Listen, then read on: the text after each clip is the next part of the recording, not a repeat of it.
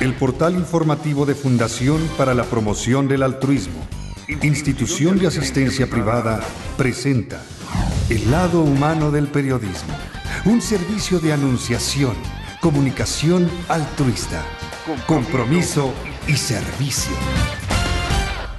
Hola, ¿qué tal? Muy buenas tardes. Les saluda a su amigo Jesús Arismendi en ausencia de Tere García, titular de este espacio televisivo Anunciación TV por el portal www.anunciacion.com.mx, como cada miércoles llevándoles a ustedes temas de interés social. Y bueno, hoy me da mucho gusto recibir al padre Luis Fernando Valdés López. Él es teólogo, escritor, profesor y columnista, así como Antonio Briceño Templos, él es escritor, y bueno, en coautoría hicieron un libro dedicado al Papa Francisco, latinoamericano, su vida y su mensaje.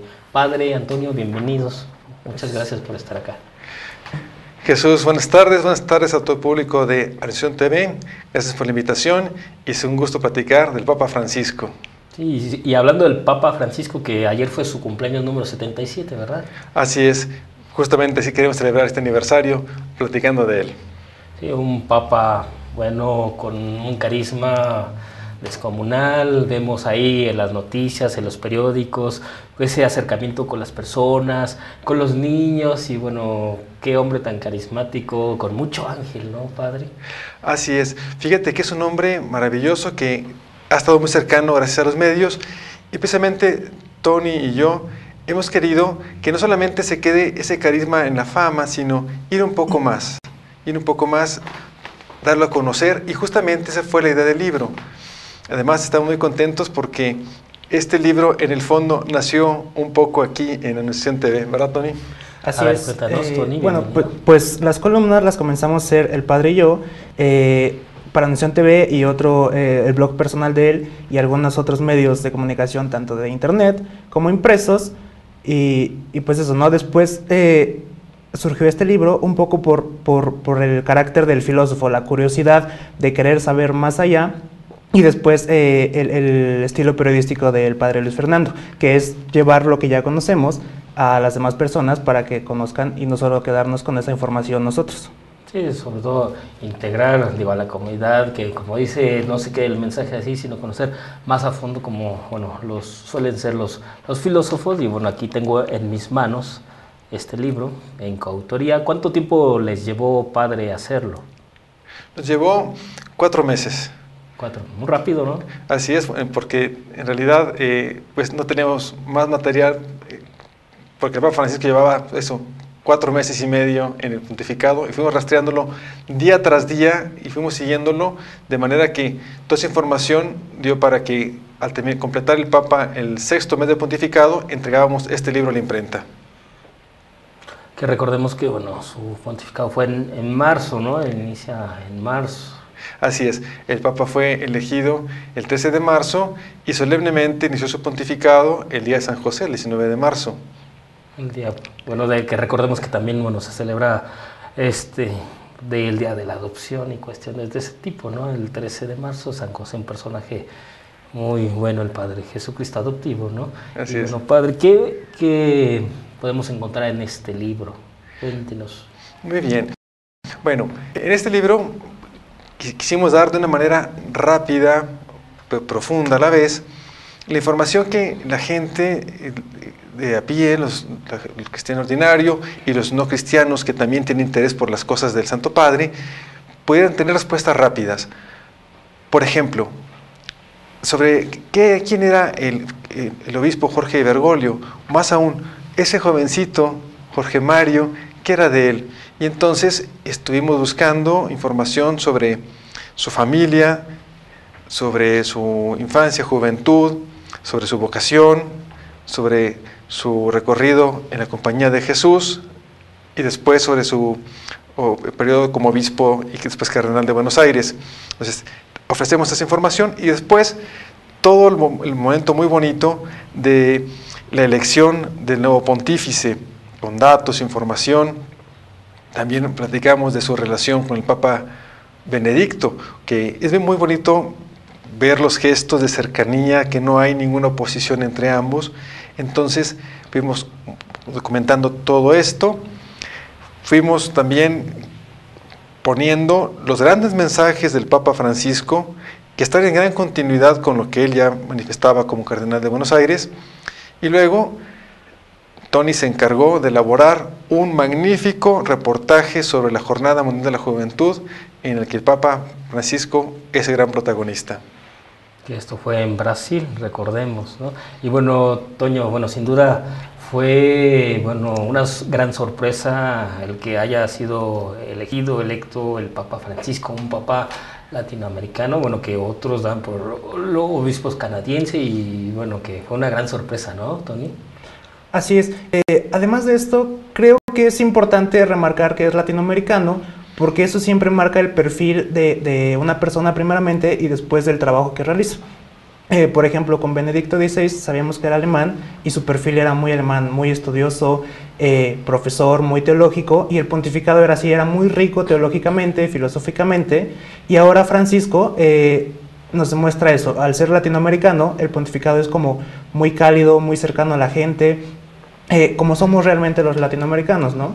Claro, esa cercanía, ese apapacho, y bueno, yo sí me considero una persona así, muy apapachadora, digo, a lo mejor, no sé, por ahí siempre cariñoso con las personas, con los amigos, y bueno, como dice Tony, pues sí, muy cercano, muy raíces latinoamericanas, ¿no? Y así ha sido, bueno, durante estos 6 meses, lo que, no, 9 ya, ¿verdad?, del pontificado del Papa Francisco, padre. Así es. Fíjate que esto que Tony enfatiza, lo compartimos plenamente, porque el Papa es el vicario de Cristo. Él lleva el mensaje de Cristo, la cercanía de Jesús, y lo hace cada Papa según su cultura, y en este caso, pues el Espíritu Santo quiso que se eligiera a un pontífice que ese cariño de Cristo lo expresa en señales, en gestos, y por eso, pues la Plaza de San Pedro está abarrotada siempre, porque el Papa se vuelca con la gente. Hay una pequeña anécdota o vivencia que vimos por los medios, que aparentemente es muy pequeña, pero muestra esa cercanía. Eran estos días de verano, el Papa, como siempre, salió a la Plaza de San Pedro, en el Papa Móvil, a saludar a la gente, y en eso se cubre de nubes la Plaza de San Pedro y empieza a llover. Bueno, la gente sacó sus paraguas, pero el Papa no dejó de recorrer la plaza. Y así, sin paraguas él, así, bajo la lluvia, saludando a un enfermo y a otro y a la gente, y dando bendiciones, y no 1 minuto ni 2, estuvo 45 minutos ahí con la gente. Entonces, esa cercanía del Papa, pues efectivamente hace tan presente la cercanía de Jesucristo, y es lo que la gente está buscando. Quisimos reflejar en estas páginas mucho de esa cercanía del Papa, con muchas anécdotas, porque justamente ilustran esto, que el Papa tiene esa función de ser el vicario de Cristo, y que la gente lo que busca en él, pues no es un mensaje personal de él, sino que nos haga cercanos a Cristo con sus gestos y con sus mensajes. Y el Papa Francisco, al igual que sus antecesores, lo hace muy bien.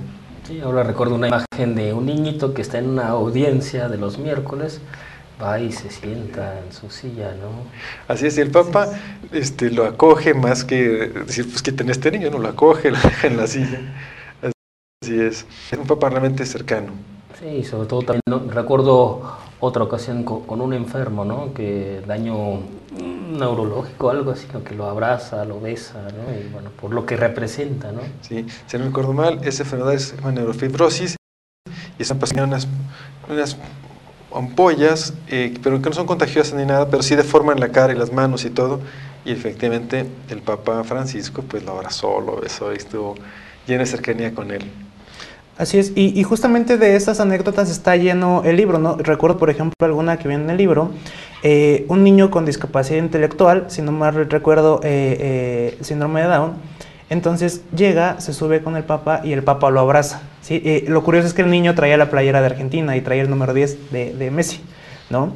O en otra ocasión, recién electo el Papa, los guardias suizos resguardaban la puerta de sus aposentos, y él salió y amablemente le ofreció una silla, le ofreció de beber y de comer a este guardia suizo. Entonces, volvemos a lo mismo, ¿no? Anécdotas de un padre, de un Papa lleno de calidez y de amor para repartir a los semejantes. Sí, pues como lo hizo Dios, y como nos enseñó, ¿no? A dar al prójimo sin recibir nada a cambio, ser humilde, digo, pues con estos actos se muestra que ahí que está reflejado Dios, ¿no? Exactamente.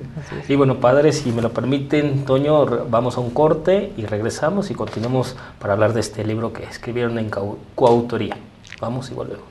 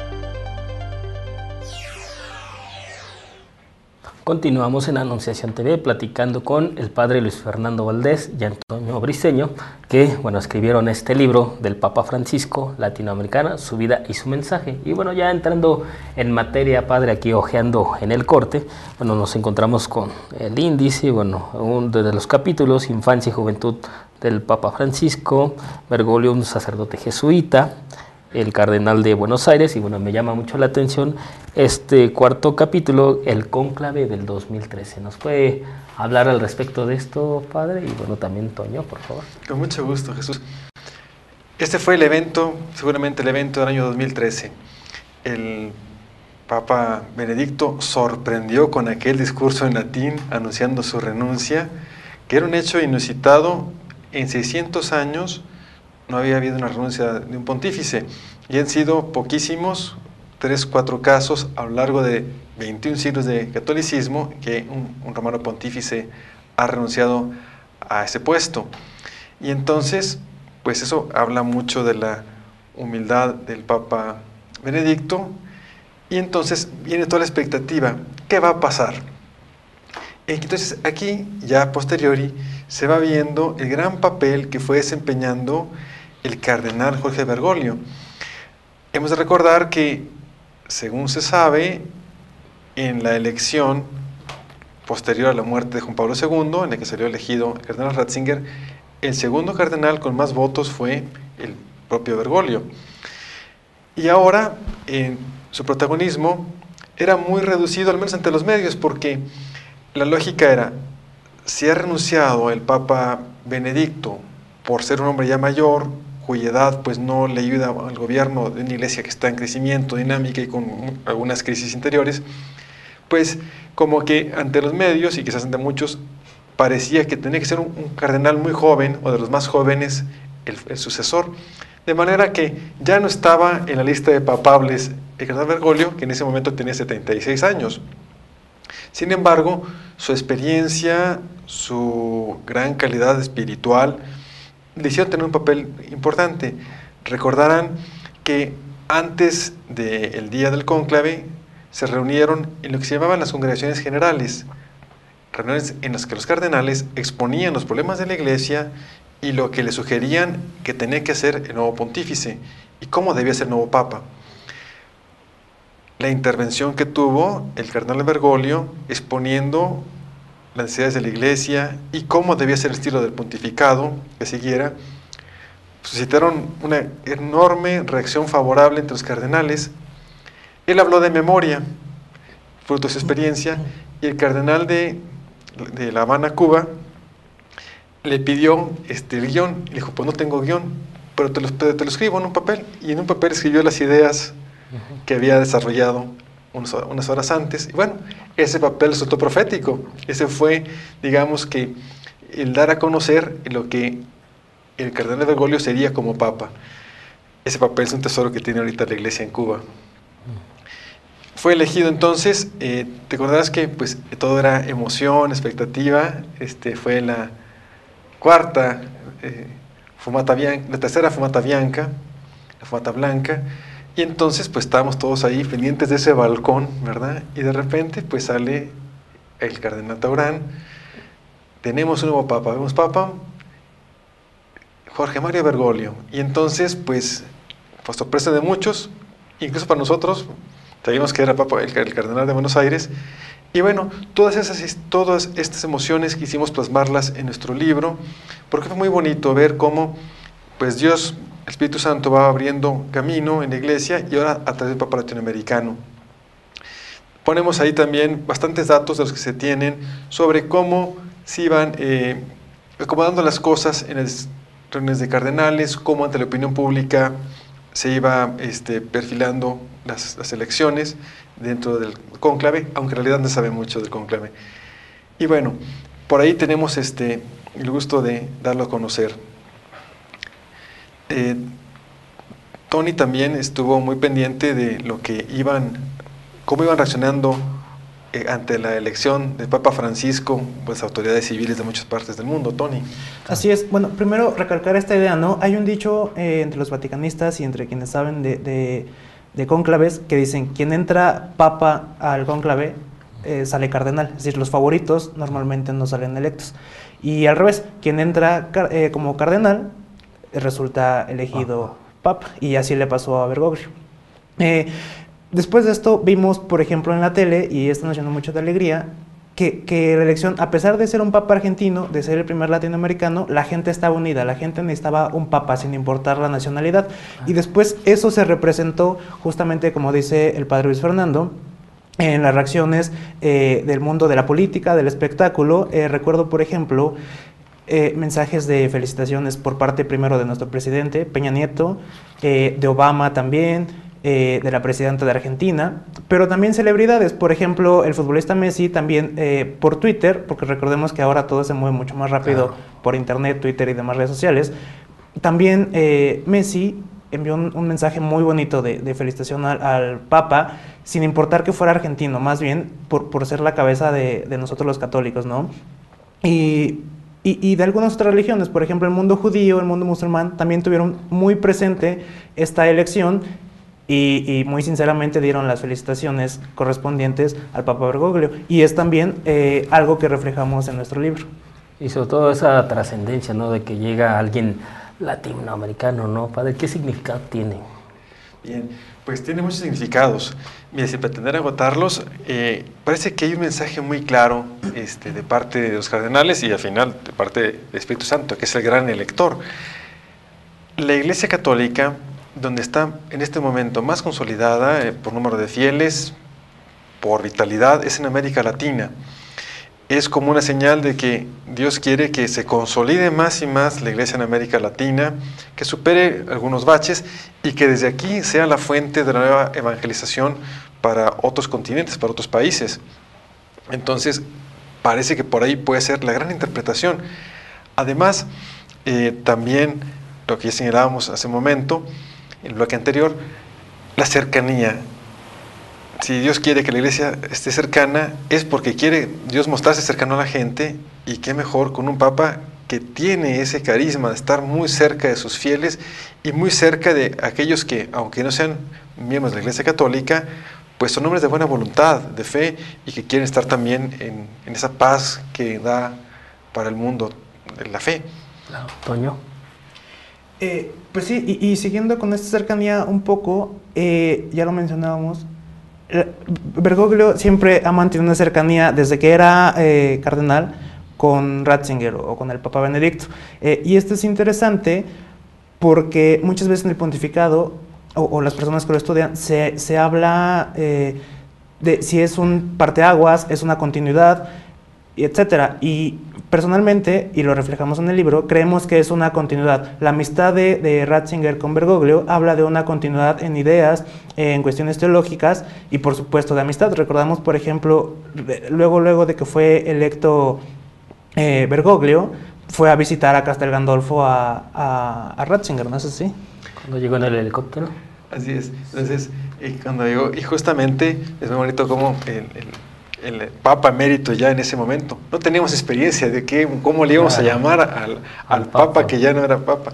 Entonces, efectivamente, el Papa emérito, como ya sabemos que se le dice, va al helipuerto, ahí casi a las puertas para recibir al nuevo Papa, y qué bonito abrazo se dan, qué palabras tan cariñosas se dicen, y siguen los detalles. Llegan al propiamente al edificio de Castel Gandolfo, pasan a la capilla, y el forcejeo de pase usted, y entonces le habían puesto un reclinatorio en el centro de esa capilla para el nuevo Papa. Y él dice, no, acompáñeme, y se van juntos a una banca, y dice, somos hermanos, y se hincan los dos, rezan un rato largo, le dan unos obsequios, el Papa recién elegido, el Papa Francisco, al Papa emérito, y ahí se ve esa continuidad. Este tema de la continuidad es muy bonito, y es importante enfatizarlo, por eso en el libro le dedicamos bastante espacio, porque se empezaron a hacer como comparaciones un poco injustas de los estilos del papado. El Papa Francisco, con ese carisma que Dios le dio, pues muy austero en sus signos, no usó tantas insignias pontificias. Se recuerda el tema del pectoral, que es el mismo que usaba, de hierro, no de oro. En el atuendo pontificio se usaban zapatos cafés, no rojos, pero en fin, los famosos zapatos rojos de Benedicto. Claro. Y entonces empiezan las diferencias, ¿no? Y los zapatos gastados de Francisco. Sí. Pero en realidad eso no es ninguna diferencia importante, porque la humildad de Benedicto fue usar la tradición de vestimenta pontificia, claro, y la humildad de Francisco es renunciar a ella, pero los humildes.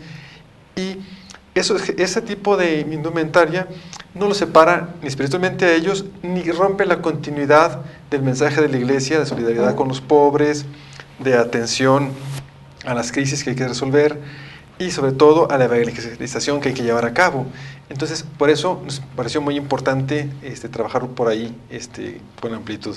Claro, y como dicen por ahí, la ropa no determina quién eres, cómo eres, ¿no? Podrás ser un hombre muy rico, pero soberbio, egoísta y demás, ¿no? ¿Cuántas de esas personas no conocemos? Y bueno, hay gente más humilde que te da todo. Me tocó la experiencia, padre Toño, en estos 15 años de trayectoria, estar en los tiraderos de basura y encontramos a personas que nos invitaban a un taco, pues órale, nos lo echamos, ¿no? Digo, por toda la importancia, ¿no? Y bueno, pues de esas cosas se trata, y así es el Papa Francisco, y así es el Papa Benedicto, y pues todos los papas que llevamos, ¿no? Digo, representan a la Iglesia Católica, a Dios, y bueno, pues hay que cumplir al pie de la letra, ser amables, amar al prójimo, ¿no? Y bueno, regresamos después de este corte, y para seguir platicando de este libro, Papa. Continuamos.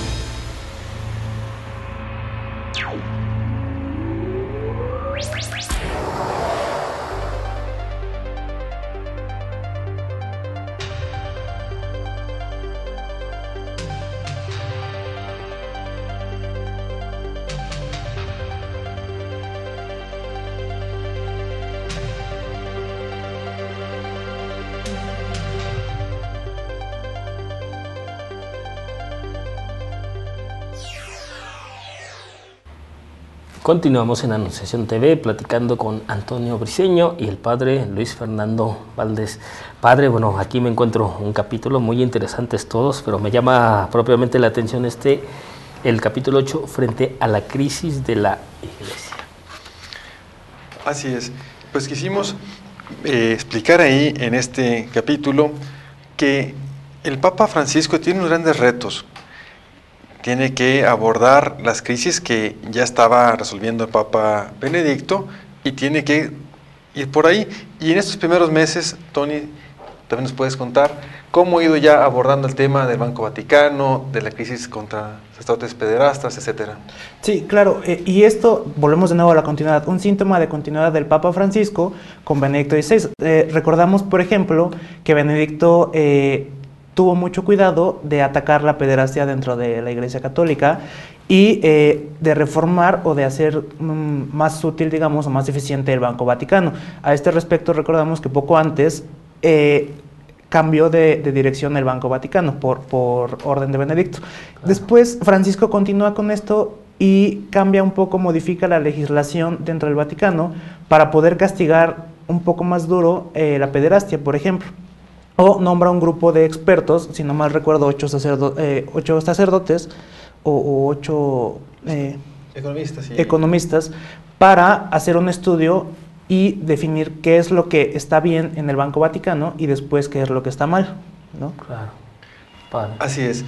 Entonces, en estos temas, el Papa Francisco ha sido muy claro y muy tajante en cuanto al tema de la pederastia, explicando que no se puede solapar de ninguna manera, y también, en continuidad con Benedicto, ha puesto todo el énfasis en las víctimas. Recordaremos que esta crisis fue dura porque en algunos países como Irlanda, sin mala voluntad de nadie, damos siempre el voto de confianza a todos, por no dañar la imagen de la Iglesia, dado que son unos cuantos sacerdotes, se tendía más a ocultar el problema que a darlo a conocer, y la víctima quedaba de lado. Entonces ahora también se soluciona eso con la nueva legislación, de que además de que el sacerdote que cometa esos delitos queda bajo investigación civil, de manera que si es responsable de ese delito tenga un castigo civil, la Iglesia tiene que abocarse mucho más a las víctimas y a sus familias para ayudarlos en estos momentos tan difíciles. Y bueno, por aquí veo otro tema que ha sido un defensor de la humanidad, el Papa Francisco. Sí, bueno, es muy bonito cómo siempre los pontífices han sido los grandes promotores de paz. Todos, ¿verdad? Todos han tenido grandes gestos, y el Papa Francisco no ha sido la excepción. Ha sido una gran batalla que, gracias a Dios, la ganó. La paz en Siria. Recordarán que, pues, ante la gran guerra civil que hay en ese país, que están sufriendo mucho hoy mismo, desde aquí nos solidarizamos con ellos y los encomendamos,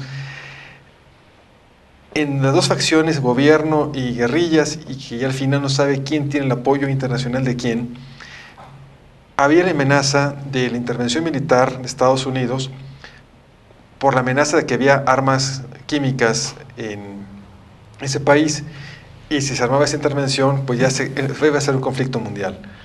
Entonces el Papa pide la paz, y entonces empieza con gestos, rezar por la paz, y convoca a toda la Iglesia a rezar un sábado por la paz de Siria, y todo el mundo rezamos. Pero no solamente, y aquí el Papa es también otra dimensión muy bonita, el Papa en Twitter pidiendo la paz de Siria. Tony. Así es, y un poco siguiendo en esta línea, recordamos cuando un cardenal brasileño le pregunta a Bergoglio ¿por qué escogió Francisco como nombre? La respuesta es simple, usted corríjame, padre, pero dice él que es por Francisco de Asís, que es el santo que protege primero a las víctimas de guerra y después a los pobres. ¿Ves? Así es. Y bueno, y hablando de eso de pobreza, bueno, aquí también hay un capítulo sobre los migrantes, ¿no? Un tema importante, trascendente, padre. Así es. Bueno, parte de ese gran cariño por el ser humano, como Cristo lo ha hecho, el Papa Francisco ha tenido detalles muy bonitos con los necesitados, indigentes, y con los migrantes. Hay un lugar en Italia, la isla de Lampedusa, que es como la parte más cercana, más angosta entre el Mediterráneo y la zona italiana y África. Entonces es el primer lugar donde llegan las embarcaciones repletas de migrantes, pero desafortunadamente es un mar difícil y esas lanchas, que no son barcos, ¿verdad? Son unas lanchas con frecuencia están a merced de los oleajes, las tormentas, y con frecuencia hay accidentes fatales. En el primer accidente de este tipo que ocurrió, siendo él el romano pontífice, decidió ir a Lampedusa a rezar, a celebrar una misa por las víctimas. Y recordemos que quienes fallecieron no son ni siquiera católicos, son gente de África, generalmente todos musulmanes, pero ante todo son seres humanos, son hijos de Dios, y el Papa fue a abogar por ellos, y no solamente fue a rezar, sino también fue a pedir a la gente de Lampedusa que siguieran siendo, como lo son, muy acogedores de los migrantes, y también habló con fuerza a los gobernantes de que tienen que ya solucionar el problema de la migración, que no pueden tener una legislación que genere que las personas tengan que arriesgar su vida de esta manera. Claro, Tony. Así es, esto es importante o es interesante cómo piensa Francisco en cuestión de los migrantes, porque de cierta forma él lo vivió en su familia. No él es argentino, sus papás son argentinos, pero sus abuelos son inmigrantes que iban de Italia con destino a Argentina, que de donde es él. Entonces, quizá por esta razón su afinidad con los migrantes sea mucho mayor que de una persona común, digamos. Claro, y bueno, ahora damos parte a la Jornada Mundial de la Juventud, ¿no? Que fue un evento importante. ¿Nos puedes hablar, Tony, al respecto? Tú que estás más involucrada con esto. Claro que sí. Bueno, es interesante porque poco antes de que Bergoglio llegara a Brasil, recordamos nosotros que había muchas protestas, principalmente por la celebración de la Copa Confederaciones. Los brasileños, la gente de Brasil creía que se estaba gastando dinero excesivo, etcétera, etcétera, y se tenía un poco de temor que se cancelara esta visita, ¿no? Al final, Bergoglio prefiere llevarla a cabo, continuar y visitar a los jóvenes. ¿Por qué es interesante esto? Por el mensaje que deja, un poco con las palabras y otro poco con los ejemplos. Y entonces tenemos, por ejemplo, como anécdota, una visita que realizó a un centro de rehabilitación donde había personas con problemas de drogas. Es bonito saber cómo no están solos, están rodeados de su familia, pero además de Dios, ¿no es así? Y por ejemplo también visitó una favela, estuvo por allí caminando, entró a una casa, le ofrecieron de comer dentro de la casa. Entonces son experiencias muy bonitas, ¿no? Y se ve de nuevo cómo Bergoglio es una persona común, es como nosotros, es cálido, es latinoamericano al fin y al cabo. Sí. Y bueno, ¿cuántos jóvenes asistieron a esta Encuentro Mundial de la Juventud? Así es, hay cifras, por ejemplo, de que un encuentro nocturno, si no mal recuerdo, en Copacabana, fueron millones, 3 millones o algo así de jóvenes, algo inaudito, ¿no? Hubo otra reunión en donde Bergoglio personalmente se reunió solo con jóvenes de Argentina, que también rompió expectativas, muchísimos jóvenes de Argentina, tanto así que tuvieron que seleccionarlos para ver quién tenía la dicha de estar con Bergoglio y quién no. Volvemos otra vez a las redes sociales, por ejemplo, los hashtags y todas estas cosas en Twitter tuvieron muchísimas menciones cuando Bergoglio llegó a Brasil. Sí, qué bueno que ahorita que mencionas a Benedicto, bueno, fue el primero que sacó ya su Twitter, ¿no?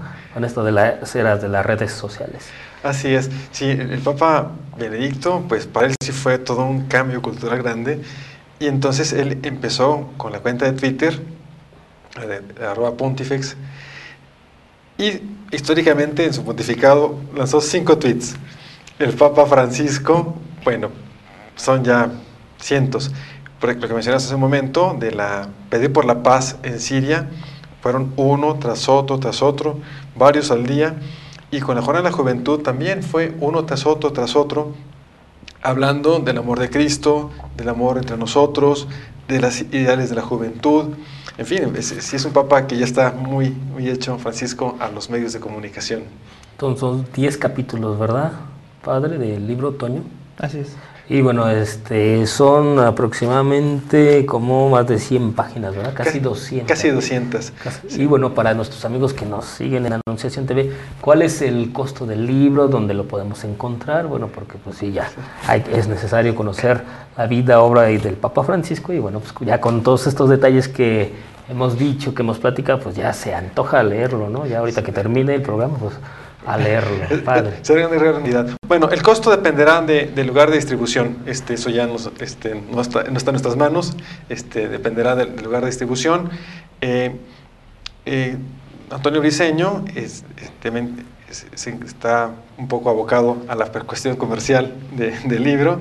Entonces, en su correo electrónico, Tony. Así es abriceno@ipade.mx, allí pueden escribirme y ya yo doy razón del costo, que dependerá un poco del envío o a dónde se tenga que enviar este libro. Y más o menos como ¿cuánto aproximadamente? Pues, anda variando según el punto de venta, 150, un poquito más, un poquito menos. Pero vale la pena, ¿no? Ya platicamos aquí. Y bueno, ¿cree, padre Toñi, que algún día esté Francisco con nosotros acá en México? Sí, lo soñamos. Se habla de 2 años, lo soñamos que sea pronto. Jesús, queremos agradecerle, Tony y yo, a Anunciación TV, el espacio para hablar de quien queremos tanto, que es el Papa Francisco. Desearte a ti, a todo el equipo y a todo este público de Anunciación que se dedica al altruismo, que tengan una feliz Navidad y que Dios mediante el año próximo sigan con todo este movimiento de altruismo, que es una gran bendición. Claro, digo que seguir fieles a los objetivos de esta organización, hacer altruismo, dar al prójimo, y bueno, finalmente eso es nuestra misión como organización, ser fiel y bueno, seguir el ejemplo que del Papa, ¿no? Que ser como su ejemplo, y bueno, pues de eso se trata esta organización. Padre, bueno, pues también para usted, su familia, Tony, lo mejor, bendiciones, y bueno, que seguiremos aquí trabajando, y bueno, yo quiero agradecer a mis compañeros, Rafa Melgar en la producción, Alejandro Sánchez en el audio, Adolfo González García en el webmaster, a Marcos Velázquez en la cámara, a Bernardino Cervantes Ruiz también en la cámara, y a Hilario Ramírez Vergara en el floor manager. Y bueno, muchísimas gracias. Se despide Jesús Arismendi, hasta la próxima y pásela bien haciendo el bien. Sí hay soluciones. Aquí, en el portal informativo de Fundación para la Promoción del Altruismo, institución de asistencia privada. El lado humano del periodismo. Un servicio de anunciación, comunicación altruista. Participa en Facebook, Todo México Somos Hermanos, y síguenos en Twitter, @somos_hermanos.